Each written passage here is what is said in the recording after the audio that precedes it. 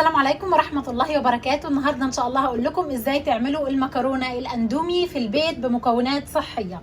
جبت مكرونة عندي سباكيتي احطها سليمة زي ما هي، مش هكسرها. حطيت عليها بابريكا وبهارات فراخ وفلفل اسود وملح وكاري، اي بهارات عندكم. حطيت معلقة واحدة من الزيت، كل البهارات دي. بعد كده هنزل بمية مغلية، مش هكتر في المية، مش هحط مية كتير، ماشي. يا دوب حطيت ربع الحله من تحت ميه، هسيبها تغلي على النار وهبدل المكرونه، يعني النص اللي تحت في الميه ده لما يستوى هحط، يعني هغير الاتجاه بحيث ما ازودش ميه عشان يكون طعمها زي الاندومي اللي بتتباع بالظبط.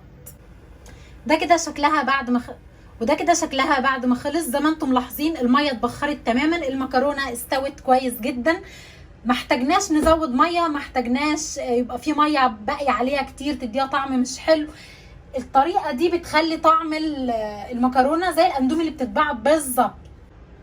وده كده شكلها بعد ما حطيتها في طبق التقديم. بصوا واو قد ايه سليمه وحلوه. وبلاش يا جماعه نكسر المكرونه. بصوا وبقى لونها حلو عشان الكاري.